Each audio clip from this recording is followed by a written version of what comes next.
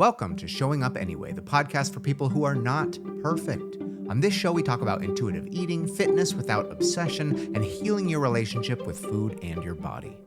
Hello, everybody. Welcome back to Showing Up Anyway. I hope you're all having a really good holiday season. I know it's been a few weeks since my last episode, so thank you for your patience. Man, I've really underestimated how difficult it can be to do a weekly podcast while also running a business and, it being the holiday season. But rather than just forcing out content to hit a weekly schedule and talking about some random filler topics, I want these episodes to really have a lot of thought and effort behind them as to be able to kind of give you something that will impact you. And sometimes that takes time to develop. So I will continue to put them out, but make sure you have your notifications on because sometimes they may land every other week and sometimes even once a month, but they will always be worth your time. This week's episode is called Burn the Ships. It's a phrase that I heard for the first time this week from a client during his check-in. We'll call this client John. John and I have been working together for, probably a weight, and he's made a ton of lifestyle changes and mindset changes as well. And he told me that he decided to finally go into his closet and go through his clothes to donate the ones that didn't fit him anymore.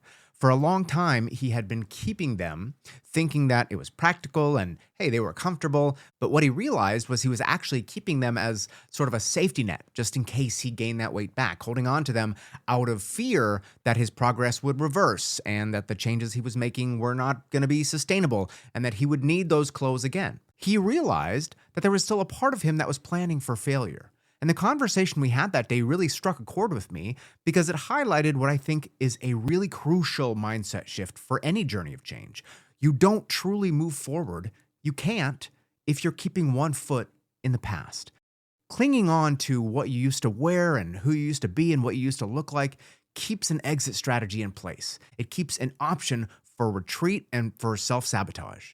So John made a really bold choice. He got rid of those clothes completely. No more just-in-case pile, no more safety net. Psychologically, he was telling himself that there was no option to go back to his old habits or his old body. Now, as I said before, like 3 days ago, I had not heard the metaphor burn the ships. And so I did a little bit of research into its origin. And listen, I am not a history major. And to be honest, I don't even know if the stories that are surrounding this phrase are anything more than folk tales or legends. But suffice to say that there have been a few events throughout history where famous conquerors like Cortez and Alexander the Great are supposed to have landed on foreign shores and in order to signal to their troops that there was no turning back from battle, ordered them to burn the ships, eliminating their escape route and securing unwavering commitment to the cause. Now, of course, I do not support the history of colonization or war in general, but I do like the lesson here.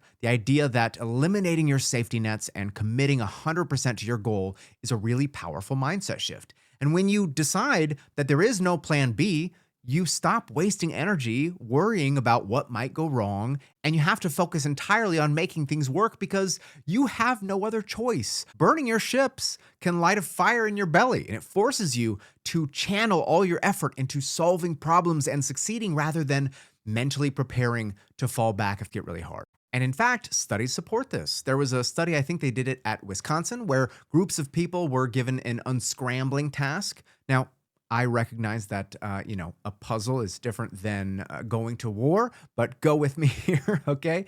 If those people performed well, they would get a free snack on campus and a chance to leave the study early. Some of those groups, in addition to that, were instructed to come up with other ways they could get free food on campus or save time later in the day in case they did not do well enough to earn a snack or the early dismissal of their study, essentially creating a backup plan. You with me? Turns out those people who made backup plans performed worse on the task on average, and a follow-up experiment showed that a key factor for this was that it reduced their desire and motivation to achieve plan A. Knowing that there was an out made them less hungry for success.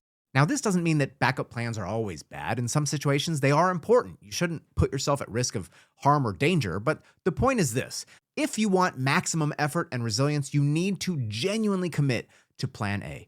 When you burn your ships, you're telling yourself that failure is not an option, and that plan helps you build mental resilience. You start looking for solutions instead of exits. It's probably going to be a little bit scary and uncomfortable at first. I'll acknowledge that. It's going to take a certain amount of courage, and you have to be willing to embrace some uncertainty. But there's an old phrase that I like that says growth happens outside of your comfort zone. You can't walk forward confidently while you're looking backwards over your shoulder. Free yourself from the past so you can concentrate fully on the path ahead. Now, if you can't tell, we're talking about much more than just donating old clothes. Okay, burning the ships in your life means removing the things that create friction from your goals. Do you remember talking about friction in a previous episode? You need to identify those escape hatches that you have in your life that make it easy to slip into your old ways, and then you have to close them up. So ask yourself, what escape hatch might I be keeping in my life in case I stumble? Maybe you need to delete the food delivery apps on your phone, the DoorDashes, the Uber Eats, if late night ordering is a habit of yours. Maybe you need to set app limits on social media platforms that you scroll instead of moving your body. Unfollow diet culture social media accounts that spark comparison. Move that damn bathroom scale out of sight. Delete the phone number of an ex that you call when you feel lonely if you're trying to get over them. Recognize these things for what they are, symbols of partial commitment.